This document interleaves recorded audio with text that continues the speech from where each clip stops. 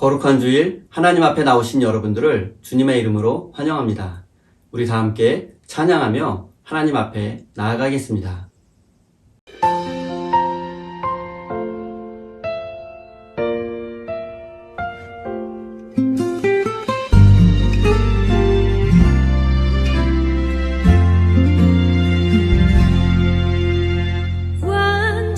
완전하신 나의 주, 의의 길로 날 인도하소서.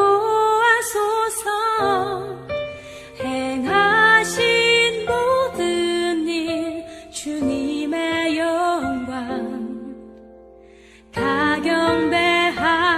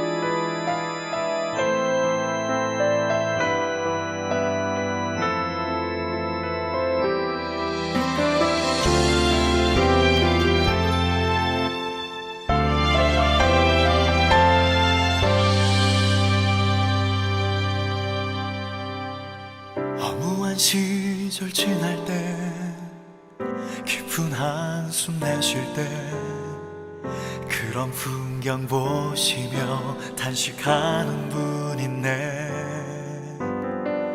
그와 같이 너희를 버려두지 않으리. 내가 너희와 영원히 함께하리라.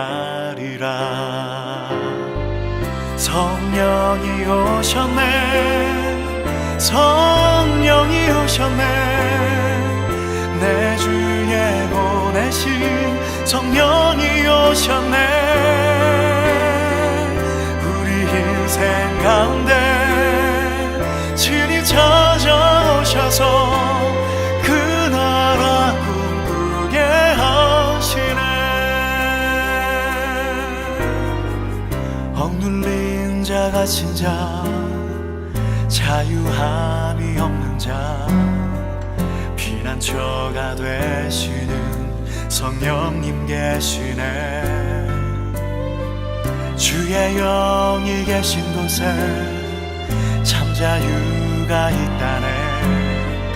진리의 영이신 성령이 오셨네. 성령이 오셨네, 성령이 오셨네, 내 주에 보내신 성령이 오셨네.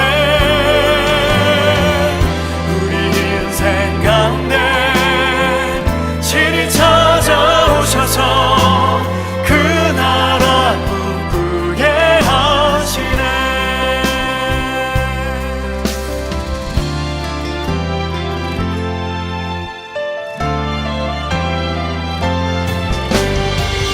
성령이 오셨네, 성령이 오셨네, 내 주에 보내신 성령이 오셨네. 우리 인생 가운데 친히 찾아오셔서 그 나라 꿈꾸게 하시네. 성령이 오셨네, 성령이 오셨네, 내 주에 보내신 성령이 오셨네. 우리 인생 가운데 친히 찾아오셔서 그 나라 꿈꾸게 하시네.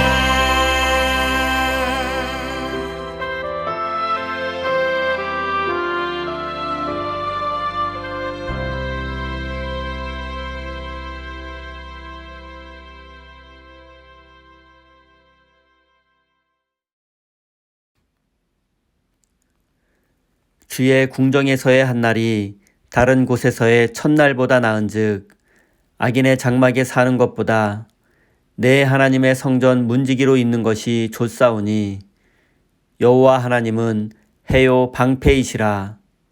여호와께서 은혜와 영화를 주시며 정직하게 행하는 자에게 좋은 것을 아끼지 아니하실 것임이니이다. 어린아이와 같이 순전한 마음으로 드리는 예배를 기쁘게 받으시는 하나님, 암탉이 병아리를 그 날개 아래 모음과 같이 지난 한 주간도 저희를 고이 품어주셨다가 이렇게 밝은 모습으로 주님 앞에 나와 예배하게 하시니 감사드립니다. 이 시간 저희가 진심으로 하나님을 찬양하게 하시고 진실함과 간절함으로 기도하게 하여 주옵소서. 저희의 모든 상황과 형편을 아시는 주님께서 이 예배를 통하여 하늘의 평화와 기쁨을 우리의 마음과 삶에 넘쳐나게 하여 주옵소서. 지치고 상한 영혼과 우리의 삶이 회복되며 하나님께는 영광이 되는 거룩한 예배가 되게 하여 주옵소서. 예수님의 이름으로 기원하옵나이다. 아멘. 사도신경으로 우리의 신앙을 하나님 앞에 고백하겠습니다. 전능하사 천지를 만드신 하나님 아버지를 내가 믿사오며 그 외아들 우리 주 예수 그리스도를 믿사오니 이는 성령으로 잉태하사 동정녀 마리아에게 나시고 본디오 빌라도에게 고난을 받으사 십자가에 못 박혀 죽으시고 장사한 지 사흘 만에 죽은 자 가운데서 다시 살아나시며 하늘에 오르사 전능하신 하나님 우편에 앉아 계시다가 저리로서 산 자와 죽은 자를 심판하러 오시리라. 성령을 믿사오며 거룩한 공예와 성도가 서로 교통하는 것과 죄를 사하여 주시는 것과 몸이 다시 사는 것과 영원히 사는 것을 믿사옵나이다. 아멘.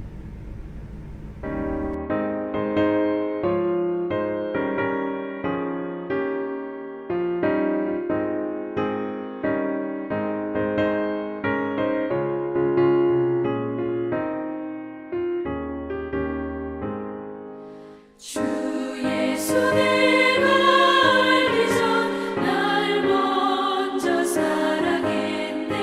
그 크신 사랑 나타나 내 영혼 거듭났네. 주 내 맘에 늘 계시고 나 주의 안에 있어. 저 포도 비유 같으니 참 좋은 나의 친구. 내 친구 되신 예수님 날 구원하시려고 그 귀한 몸을 버리사 내 죄를 대속했네. 난 주님을 늘 믿으며 그 손을 의지하고 내 몸과 마음을 바쳐서 끝까지 충성하리.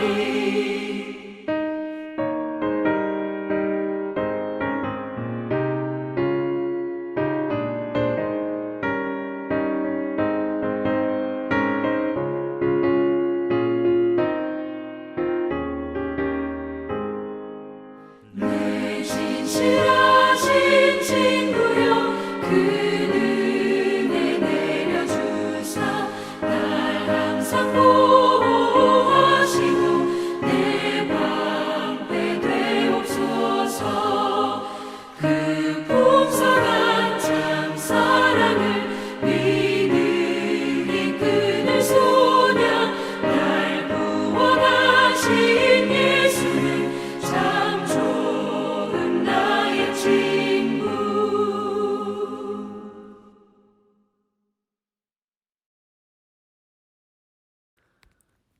은혜로우신 하나님, 한결같은 사랑으로 우리를 돌보시는 주님의 이름을 찬양합니다.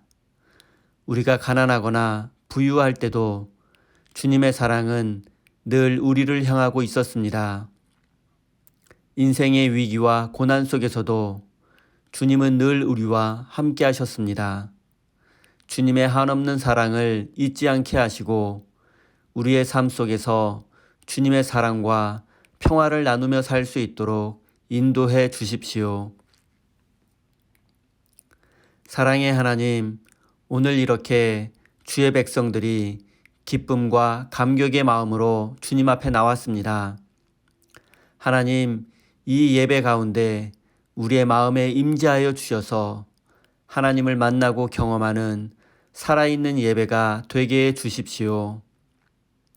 하나님의 뜻을 깨닫고 믿음의 삶을 향한 결단이 있는 진실한 예배가 되게 해 주십시오. 생명의 주인이신 하나님, 지구촌 곳곳에서 생명이 파괴되어 가고 있으며 평화가 무너져 내리며 인간으로서의 최소한의 존엄성조차 지킬 수 없는 현실에서 눈물 흘리며 고통당하는 많은 이들이 있습니다. 하나님께서 만드신 모든 생명은 존엄하고 차별이 있어서는 안 됨을 깨닫고 하나님의 평화와 정의를 추구하는 삶이 되게 해 주십시오. 사랑의 하나님, 우리 세임교회를 위해서 기도드립니다. 모든 성도들의 삶에 함께해 주셔서 위로와 용기를 주시고 하나님의 나라와 주의 몸된 교회를 위해서 기도하며 헌신하는 충성스러운 일꾼이 되게 해 주십시오.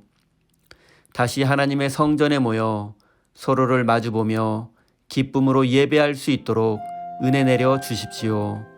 예수님의 이름으로 기도드립니다. 아멘.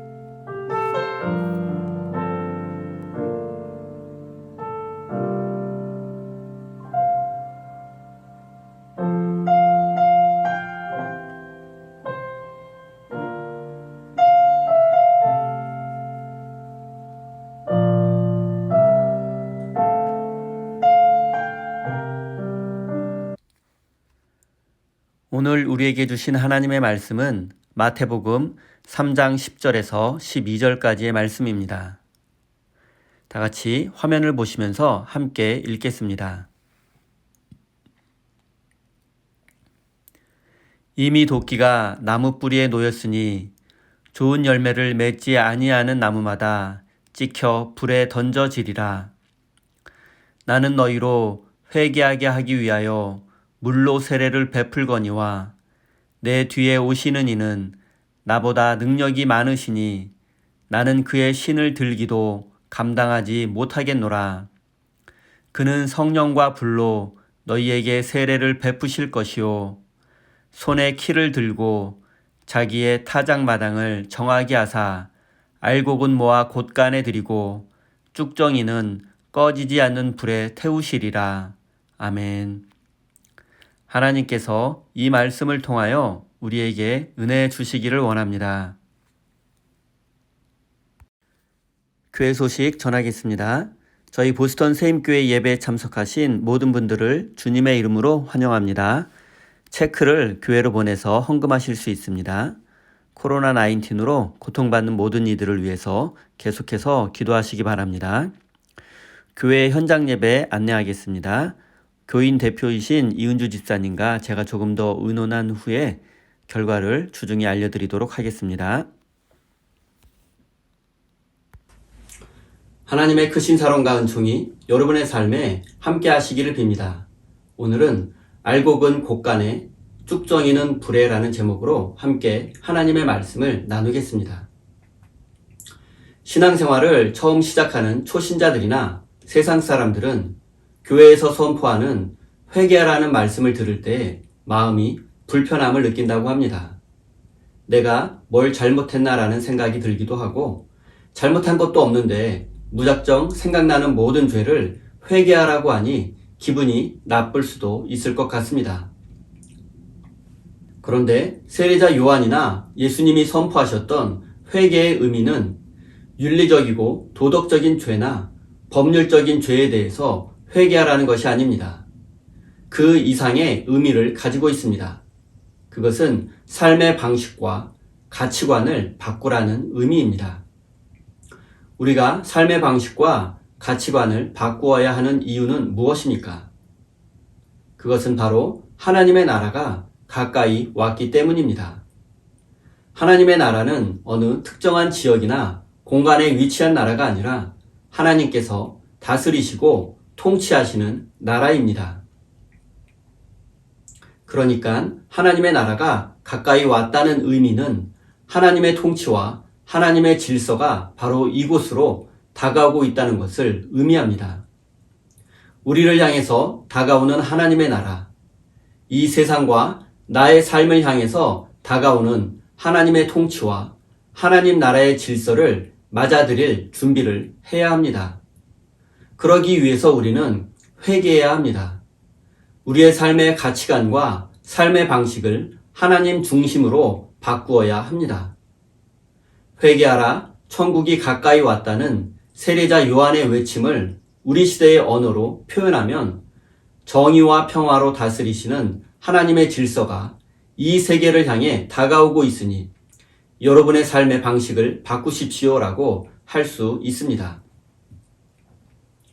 사랑하는 성도 여러분, 사랑과 평화와 정의로 다스려지는 하늘나라의 백성이 되기 위해서 여러분의 삶의 방식을 바꾸는 참된 회개를 하시기 바랍니다. 10절입니다. 이미 도끼가 나무 뿌리에 놓였으니 좋은 열매를 맺지 아니하는 나무마다 찍혀 불에 던져지리라.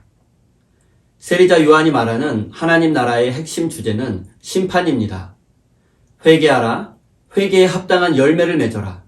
그렇지 않으면 당신들의 운명은 지금 도끼 앞에 놓인 나무의 운명과 같다는 것입니다. 회개하지 않는 사람은 열매를 맺지 못하는 나무처럼 도끼에 찍혀 불에 던져질 수밖에 없습니다. 도끼가 나무 뿌리에 놓였으니라는 이 말의 의미를 생각해 보겠습니다. 고대 이스라엘에서 가장 흔히 볼 수 있는 나무는 무화과 나무였습니다. 그리고 도끼가 나무 뿌리에 놓여 있다는 말 속에 그 나무는 바로 무화과 나무를 의미합니다. 무화과 나무는 보통 1년에 4번에서 5번 정도 열매를 맺는다고 합니다. 그래서 이스라엘 사람들은 무화과 열매를 즐겨 먹을 수 있었습니다. 하지만 열매를 맺지 못하는 나무는 아무짝에도 쓸모가 없을 뿐만이 아니라 속히 제거해야만 했습니다. 왜냐하면 이스라엘 지역은 늘 물이 부족한 지역인데 무화과 나무는 물을 많이 흡수하는 나무이기 때문입니다. 열매를 맺지도 못하면서 물만 많이 먹는 무화과 나무는 다른 나무에게 피해를 줄 수밖에 없기 때문입니다. 그래서 예수님 당시 유대인들은 열매 맺지 못하는 무화과 나무를 베어서 땔감으로 사용했습니다. 무화과 나무는 속이 비어있기 때문에 빨리 마르고 불에 쉽게 타기 때문입니다. 세례자 요한은 이런 배경 속에서 백성들에게 이미 도끼가 나무 뿌리에 놓였으니 열매 맺지 않는 나무는 찍혀서 불에 던져질 것이라고 경고한 것입니다. 회개하고 하나님 중심으로 삶의 방식을 바꾼 사람은 하나님 나라의 백성이 될 수 있지만 회개하지 않고 열매 맺지 않는 사람은 심판의 대상이 될 수밖에 없습니다. 교회에서는 하나님의 사랑과 축복에 관한 이야기만 하면 좋겠지만 성경에 분명히 하나님의 심판에 관한 내용이 기록되어 있기 때문에 교회에서는 심판에 관한 메시지도 선포되어야 합니다. 그리고 사람들은 이런 심판 앞에서 2가지 반응을 보입니다. 하나는 마음 한구석이 불안해지는 것입니다. 왜냐하면 교회에 다니며 신앙생활을 하고 있지만 때로는 믿음이 흔들리기도 하고 세상의 유혹에 넘어질 때도 있기 때문입니다. 다른 하나는 하나님의 심판을 무시하고 신경 쓰지 않고 사는 것입니다. 심판은 신화적 시대를 살던 고대인들의 상징적인 표현일 뿐이지 과학적으로는 받아들일 수 없는 것이고 실제 우리의 삶과는 아무런 관련이 없다고 생각하는 것입니다. 사람들은 이렇게 하나님의 심판을 두려워하거나 또는 무시하고 외면하면서 살아가는 경우가 많습니다. 그리고 하나님을 진실하게 믿는 성도들도 때로는 심판에 대한 두려움에 빠지기도 하고 심판을 외면하기도 합니다. 사랑하는 성도 여러분, 회개하시고 여러분의 삶의 방식을 하나님 중심으로 바꾸십시오. 그래서 우리를 향해 다가오는 하나님의 통치에 순종하여 하늘나라의 백성이 되시기를 바랍니다. 12절입니다. 손에 키를 들고 자기의 타작 마당을 정하게 하사 알곡은 모아 곳간에 들이고 쭉정이는 꺼지지 않는 불에 태우시리라. 세례자 요한은 하나님의 심판에 대하여 한 가지 비유를 더 들어 설명했습니다. 심판의 날에 하나님께서 타작 마당에서 키를 들고 알곡과 쭉정이를 구별하여 알곡은 곳간에 보관하고 쭉정이는 불태워 버릴 것이라고 말합니다. 먼저 키와 타작 마당에 대해서 설명하겠습니다. 이것들은 농경사회를 배경으로 한 것입니다. 키는 곡식을 담아 공중으로 띄었다 받았다 하면서 알곡만 남기고 쭉정이는 날려보내는 데 쓰는 도구입니다. 그리고 타작 마당은 키로 알곡과 쭉정이를 구별하는 작업을 하는 장소입니다. 제가 어렸을 때에 어른들이 밤에 잠을 자다가 오줌을 싸는 아이에게 벌로 다음날 키를 뒤집어 쓰고 옆집에 가서 소금을 얻어오라고 하기도 했습니다. 마태복음 13장에는 알곡과 쭉정이 비유와 비슷한 좋은 씨와 가라지 비유가 기록되어 있습니다. 원수가 밤에 가라지를 밭에 뿌렸습니다. 좋은 씨와 가라지가 함께 자랍니다. 주인은 하인들에게 가라지를 뽑지 말라고 명령합니다. 자칫 잘못하면 가라지를 뽑으려다 좋은 씨에서 자란 곡식을 뽑을 수도 있기 때문입니다. 하지만 추수 때의 곡식과 가라지는 전혀 다른 운명에 처하게 됩니다. 마태복음 13장 30절입니다. 둘 다 추수 때까지 함께 자라게 두라.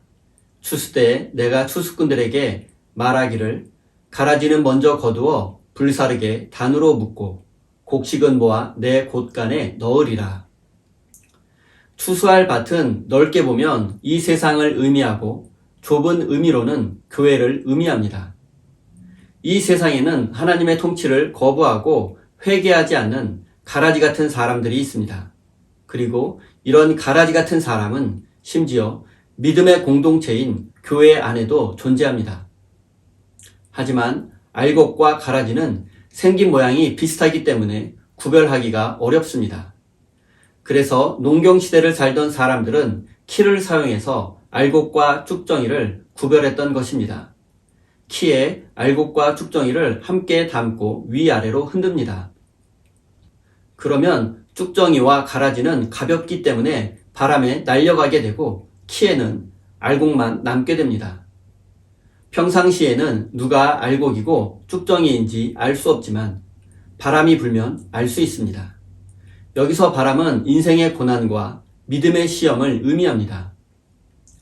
우리는 일상의 어려움이나 삶의 고난과 고통의 순간에 하나님의 약속을 의심하며 불안해하고 두려워합니다. 바람에 흔들리는 갈대와 같습니다. 때로는 하나님께서 아브라함에게 아들 이삭을 번제물로 바치라고 요구했던 것과 같은 믿음의 시험을 겪기도 합니다. 그리고 예수님께서 부자 청년에게 전 재산을 팔아 가난한 자들에게 나누어 주고 나를 따르라고 하셨던 것과 같은 믿음의 시험을 당하기도 합니다. 하나뿐인 아들과 전 재산을 요구하시는 이런 엄청난 믿음의 시험은 우리의 삶의 토대를 무너뜨리기에 충분합니다. 우리의 믿음은 인생의 고난 앞에서 힘없이 흔들리고 맙니다. 또한 믿음의 시험 앞에서는 삶의 토대마저 흔들릴 때도 있습니다. 우리의 믿음은 바람이 불면 날아가는 쭉정이와 가라지와 같습니다. 지금 여러분의 삶과 믿음은 어떠합니까? 바람이 불어와도 날아가지 않고 견딜 수 있습니까? 여러분의 삶은 알곡입니까? 쭉정이입니까? 사랑하는 성도 여러분, 너무 염려하거나 두려워하지 마십시오.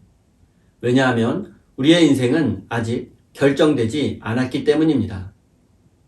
우리는 지금 알곡이 될 것인가, 쭉정이가 될 것인가, 곳간에 들어갈 것인가, 불에 태워질 것인가를 결정하는 시험을 치르는 과정 중에 있습니다.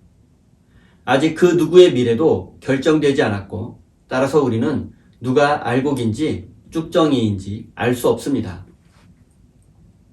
사람들이 보기에 훌륭한 믿음의 사람이라고 할지라도 그가 알곡인지 쭉정이인지는 알 수 없습니다.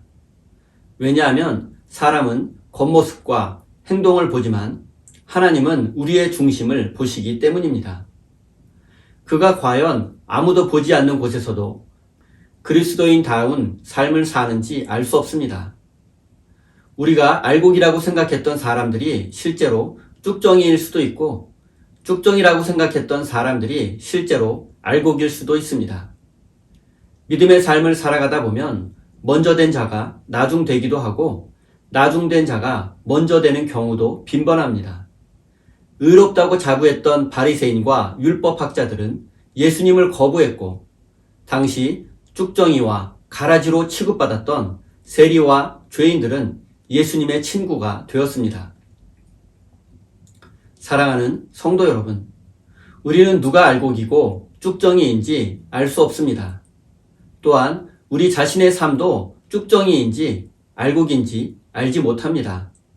그렇기에 겉으로 보이는 모습만 보고 이웃을 판단하거나 정죄해서는 안 됩니다. 그리고 우리의 미래도 확신할 수 없기에 우리는 항상 겸손히 하나님을 의지할 수밖에 없습니다. 이웃에게는 관대함과 사랑을 베풀고 하나님 앞에서는 겸손한 사람이 쭉정이의 삶을 벗어버리고 알곡의 길을 걸어가는 삶이라는 사실을 기억하시기 바랍니다. 또 한 가지 우리가 진지하게 생각해 보아야 할 점이 있습니다. 그것은 어느 누구도 이 세상을 살아가는 동안에는 하나님 앞에서 알곡인 인생이라고 말할 수 없고 반대로 어느 누구도 쭉정이라고 말할 수 없습니다.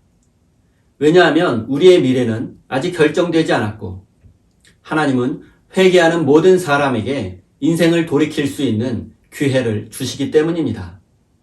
그리고 사실은 한 사람 안에 알곡과 쭉정이의 모습이 섞여 있습니다. 완벽히 알곡과 같은 인생도 존재하지 않고 반대로 완벽히 쭉정이와 같은 사람도 존재하지 않습니다. 한 사람의 삶과 인격 안에는 알곡과 같은 모습도 있고 쭉정이와 같은 모습도 존재합니다. 차이가 있다면 그것은 알곡과 같은 부분이 더 많은가, 쭉정이와 같은 모습이 더 많은가 하는 정도의 차이가 있을 뿐입니다. 그리고 믿음의 삶이란 쭉정이와 같은 삶의 모습은 줄여나가고 알곡과 같은 삶의 모습은 확장해 나가는 것입니다. 그리고 이렇게 믿음의 삶을 살아가는 사람은 시련의 바람이 불어도 흔들리지 않고 날아가지 않습니다. 신앙생활을 오래 하고 교회 생활을 충실히 하다 보면 기독교에 대한 정보와 양은 많아지지만 그렇다고 반드시 신앙이 깊어지는 것은 아닙니다. 기독교와 신앙에 대해서 많이 아는 것도 중요합니다. 하지만 기독교 신앙의 핵심은 많이 아는 것이 아니라 아는 만큼, 믿는 만큼 실천하고 순종하는 삶에 있습니다. 믿음과 순종과 헌신을 통해서 하나님을 만나고 경험하는 것이 믿음의 핵심입니다. 사랑하는 성도 여러분, 우리의 삶과 믿음이 알곡인가 쭉정이인가를 최종적으로 판가름하는 분은 십자가를 기꺼이 받아들이신 예수님이십니다. 우리는 단지 우리의 삶과 인격 속에 남아있는 쭉정이의 모습은 줄여나가고 알곡의 모습을 확대해 나갈 뿐입니다. 우리의 심판은 하나님의 손에 달려있다는 사실을 잊지 마십시오. 이제는 우리가 어떻게 해야 쭉정이의 모습을 줄여나가고 알곡의 모습을 확대할 수 있는지를 살펴보겠습니다. 11절입니다. 나는 너희로 회개하게 하기 위하여 물로 세례를 베풀거니와 내 뒤에 오시는 이는 나보다 능력이 많으시니 나는 그의 신을 들기도 감당하지 못하겠노라. 그는 성령과 불로 너희에게 세례를 베푸실 것이요. 세례자 요한은 자신의 세례를 물 세례라고 표현하고 예수님의 세례는 성령과 불 세례라고 말하고 있습니다. 요한의 물 세례는 회개를 상징합니다. 그리고 요한이 말한 회개의 의미는 욕망과 욕심을 향해 가던 인생의 길을 멈추고 하나님께 돌아가서 회개의 열매를 맺는 것입니다. 그리고 세례자 요한의 회개의 세례는 오늘날 우리의 삶과 교회에도 여전히 큰 의미가 있습니다. 회개에 합당한 열매를 맺으라는 요한의 세계는 교회와 그리스도인이 좀 더 정의로운 존재로 거듭날 것을 요구합니다. 하지만 아직도 많은 그리스도인들과 교회가 회개에 합당한 열매를 맺지 못하고 정의로운 존재로 인정받지 못하고 있습니다. 오히려 교회와 성도들은 세상으로부터 무시당하고 외면당하고 있습니다. 그리고 우리는 세상으로부터 외면당하는 교회와 성도들은 세상을 변화시킬 수 없고 구원할 수도 없다는 사실을 기억해야만 합니다. 잠시 세례자 요한의 삶에 대해서 생각해 보겠습니다. 그의 위대함은 자신의 한계를 분명히 알고 있다는 점입니다. 그는 모든 것을 바쳐 헌신해야 할 때와 자신이 물러나야 할 때를 정확히 알고 있었고 그것을 실천에 옮기는 실천가였습니다. 그는 내 뒤에 오시는 이는 나보다 능력이 많으시니 나는 그의 신을 들기도 감당할 수 없다고 고백하기도 했습니다. 그는 자신을 낮춤으로써 예수님을 높이고 있습니다. 우리는 힘과 권력을 가진 자 앞에서 자신을 낮추고 굽신거리는 사람을 보면 비굴함을 느끼게 됩니다. 하지만 내가 힘과 권력을 가졌음에도 나보다 작은 자 앞에서 자신을 낮추는 것은 진정한 용기와 확신이 없다면 할 수 없는 것입니다. 당시 세리자 요한과 예수님의 상황을 비교해보면 예수님보다는 요한이 더 큰 사람이었고 더 큰 권위를 가진 선지자로 인정받고 있었습니다. 당시 요한은 이미 유명한 선지자로 인정받고 있었고 그를 따르는 제자도 많았습니다. 하지만 예수님은 선지자나 랍비로서의 사역을 시작하기 전이라 무명의 사람에 지나지 않았습니다. 그럼에도 세례자 요한은 자신을 낮추며 예수님을 높였습니다. 오늘 우리의 모습은 어떠합니까? 자신을 낮추고 하나님을 높이는 삶을 살고 있습니까?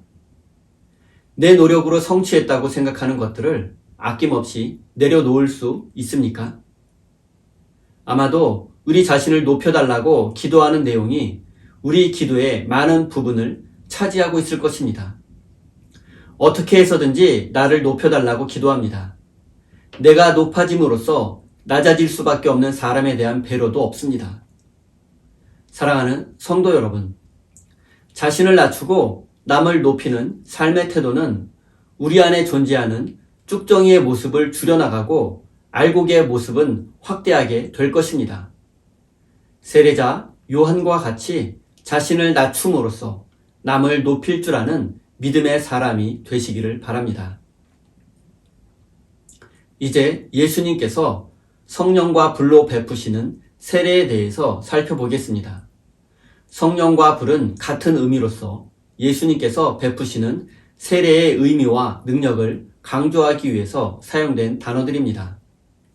고대인들은 불과 바람이 인간의 몸속으로 들어갈 수 있다고 믿었습니다. 그리고 성경에서 불과 바람은 성령님을 은유적으로 나타내는 표현입니다. 사도행전에도 보면 성령과 바람이 불로 임했다는 내용이 있습니다. 예수님께서 베푸시는 성령과 불 세례는 결국 하나님을 우리 마음속에 모시고 우리 삶의 주인으로 받아들이는 것을 의미합니다. 성령과 불 세례는 쉽게 말씀드리자면 성령 세례는 하나님을 마음속에 모시고 하나님과 동행하는 삶입니다. 그리고 우리의 삶과 인생 속에서 쭉정이의 모습을 줄여나가고 알곡의 모습을 확대해 나가는 길은 회개의 세례를 통해서 회개에 합당한 열매를 맺고 하나님과 동행하는 삶을 사는 것입니다. 추수의 때가 되고 하나님의 시간이 되면 쭉정이와 같은 사람들은 바람에 날리게 되고 불에 태워지는 심판을 받게 될 것입니다. 하지만 알곡과 같은 사람은 하나님의 곳간에 보관되며 하나님과 동행하는 축복을 누리게 될 것입니다. 사랑하는 성도 여러분, 아직 누구의 인생도 결정되지 않았습니다. 하나님은 회개하고 합당한 열매를 맺는 사람에게는 다시 한번 기회를 주실 것입니다. 사랑하는 우리 세임교회 성도 여러분, 회개에 합당한 열매를 맺어야 하는 물 세례에 만족하지 마시고 예수님께서 베푸시는 성령 세례를 받으시고 하나님과 동행하는 삶이 되시기를 예수님의 이름으로 간절히 축원드립니다. 기도하겠습니다. 쭉정이는 불로 심판하시고 알곡은 곳간에 모아두시는 하나님, 우리의 삶과 믿음을 되돌아봅니다. 내 믿음은 쭉정이와 같이 심판받을 것이라는 두려움에서 벗어나게 하시고 또한 내 믿음은 알곡과 같은 믿음이라는 자만에서도 벗어나게 해 주십시오. 세례자 요한과 같이 자신을 낮추며 하나님과 이웃을 높이는 삶이 되게 해 주십시오. 먼저 물 세례를 통하여 회개에 합당한 열매를 맺으며 성령 세례를 통하여 우리의 삶이 알곡을 추구하는 삶, 구원의 완성을 향해서 나아가는 삶이 되도록 은혜 내려 주십시오. 은혜로우신 하나님, 사랑하는 우리 세임교회 모든 성도들이 물 세례와 성령 세례를 통하여 쭉정이의 삶을 벗어버리고 알곡과 같은 인생이 되어 하나님의 영광을 나타내는 진실한 그리스도인이 되게 은혜 내려 주십시오. 사랑의 하나님, 주의 백성들이 땀과 눈물과 정성이 담겨 있는 소중한 예물을 기쁨으로 올려드립니다. 어렵고 힘든 상황 속에서도 감사와 기쁨으로 드리는 이 예물을 기쁘게 받아주시고 이 예물을 통하여서 주의 몸된 교회가 더욱 건강하게 세워져 갈 수 있도록 인도해 주십시오. 예수님의 이름으로 기도드립니다. 아멘.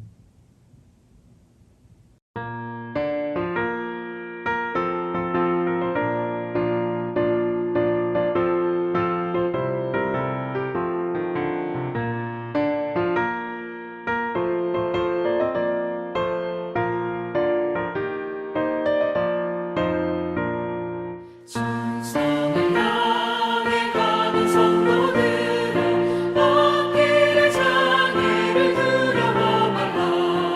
성령이 너를 인도하시리니 왜 지체를 하고 있느냐.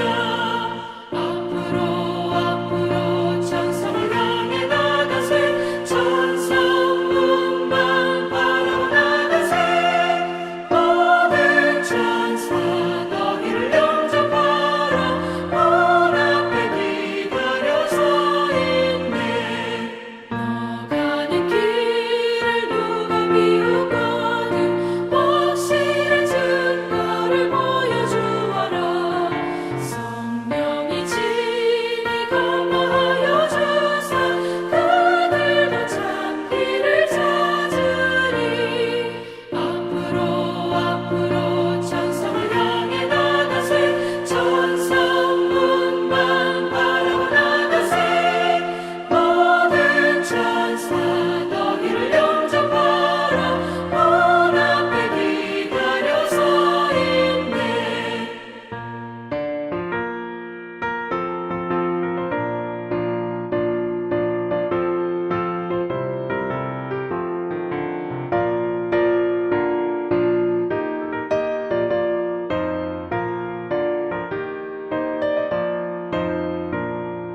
너 가는 길을 모두 가기 전에 내 손에 든 검을 꽂지 말아라.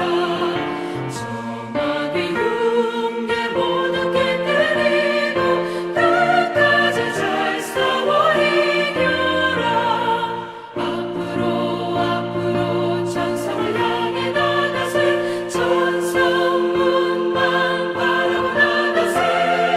모든 천사 너희를 영접하러 문 앞에 기다려 서 있네.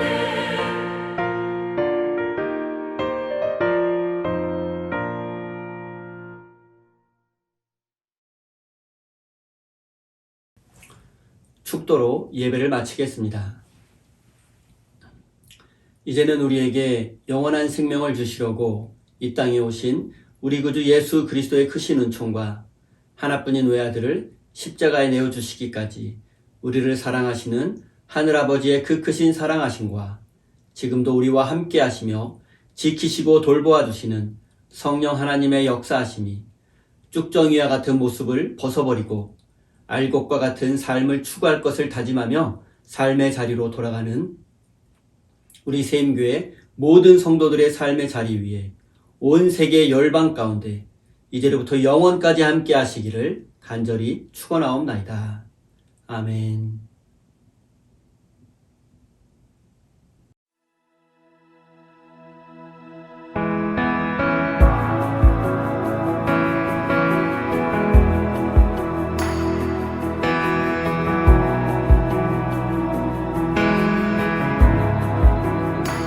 You are here, moving in our midst. I worship you. I